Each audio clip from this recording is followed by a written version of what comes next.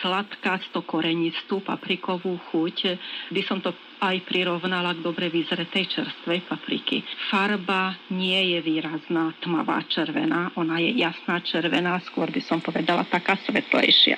Chuť a vôňa je kvôli tomu taká intenzívna, lebo táto paprika, ktorá je vlastne v tejto oblasti sadená a pestovaná, ona má od 65 do 70 slnečných dní. Na záver si dajme niečo pre máškrtníkov. Bratislavský rožok, makový v tvare podkovičky, orechový v tvare písmena C. Náplň musí mať aspoň 40% z hmotnosti výrobku a mramorovaný povrch. O obnovu slávy bratislavských rožkov sa zaslúžil dnes už nebohý nestor slovenského pekárstva Vojtech Semeš.